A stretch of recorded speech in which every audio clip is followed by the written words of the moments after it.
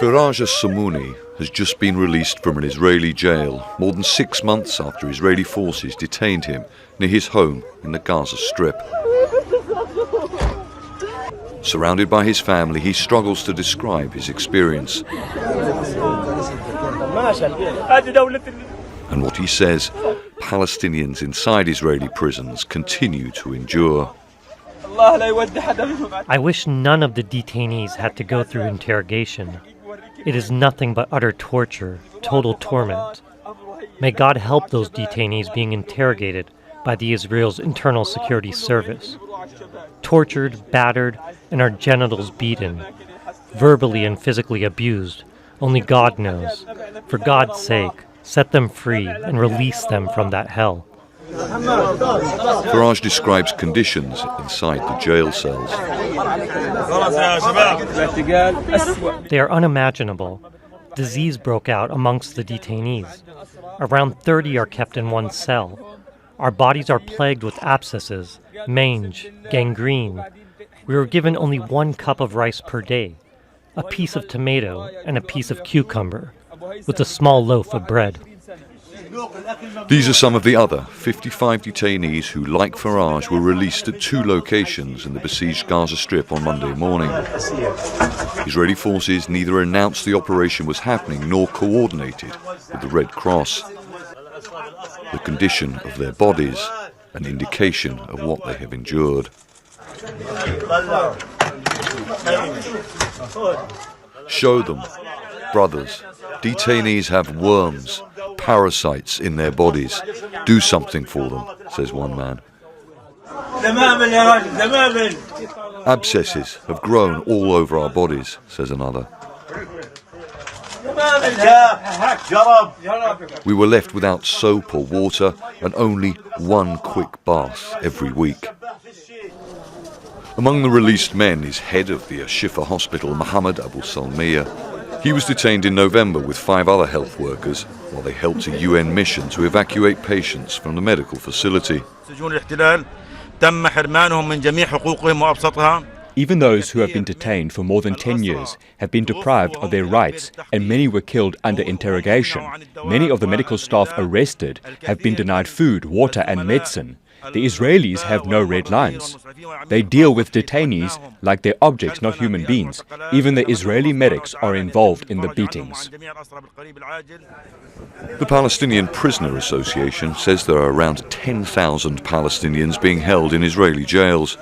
At least 3,600 of them have never been charged with a crime or faced trial. Israel says it abides by international law in its treatment of them. The testimonies, physical and emotional scars of these men indicate that's a lie. Charles Stratford, Al Jazeera.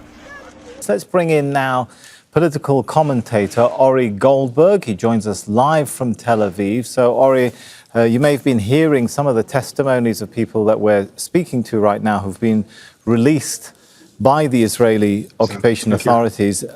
When you look at what the United Nations Office of the High Commissioner for Human Rights, all right, I apologize, it seems we've lost our connection with Ori.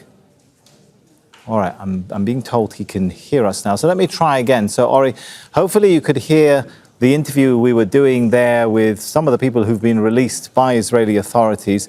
Very disturbing stories, but it's not the first time we're hearing this.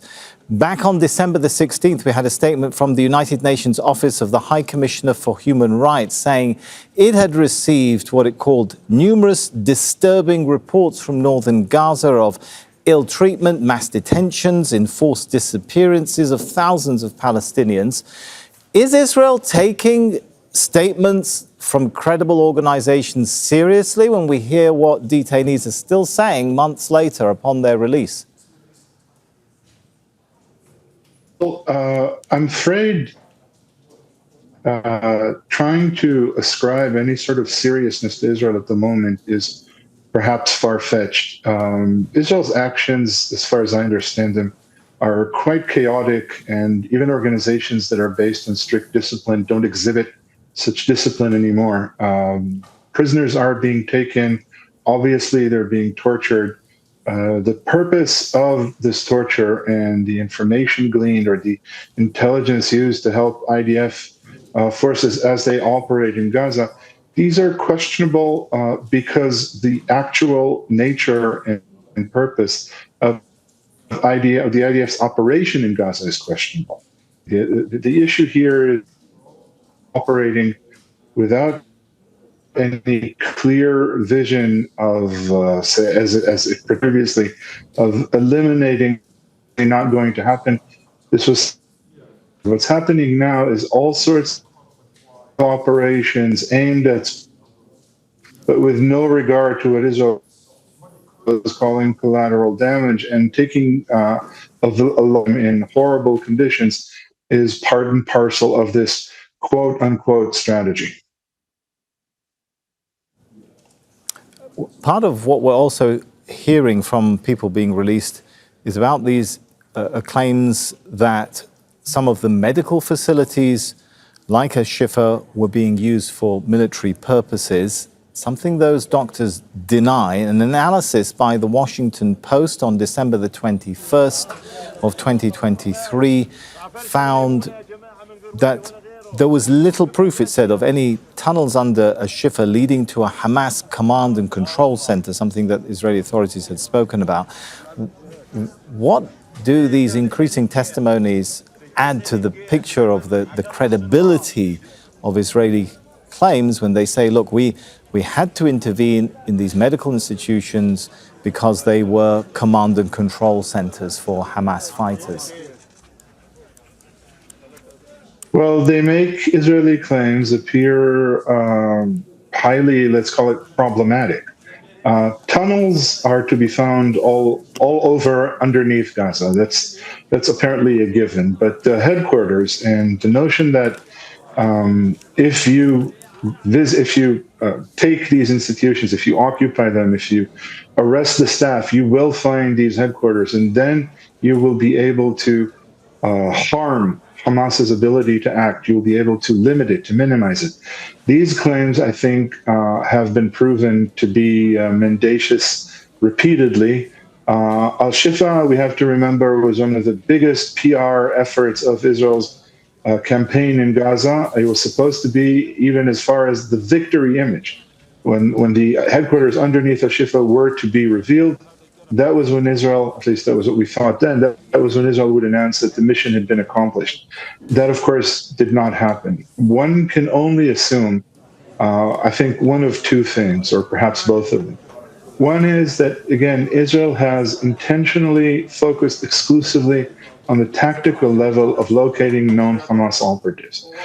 That means that if one person or another actually stayed in a hospital, operated from a hospital, met other known operatives at a hospital, the hospital was fair game. It's a very, very tactical approach. I definitely think it characterizes a large part of IDF operations.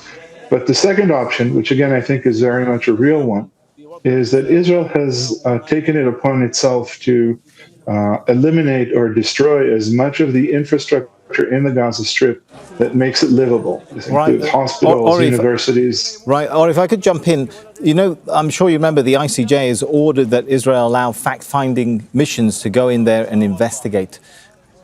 Are you hopeful at all? Any sign that Israel will comply with that so we can get to the bottom of allegations like this? Keeping in mind what even the history of how Israel has dealt with allegations and investigations, even by its closest allies, like Josh Paul from the US State Department, talking about how when he received reports of the rape of a 13-year-old boy, and when he put these to Israeli authorities, he said, the next day, he says, the IDF went into the offices of the charity organization that had passed the State Department this information, removed all their computers, not only banned the organization, but declared the charity organization a terrorist entity. How much hope does that leave one that Israeli authorities will allow credible, independent investigations? I'm afraid to say that my answer is absolutely no hope at all, Sonny. Israeli policy has been very consistent. Israel does not allow outside investigations.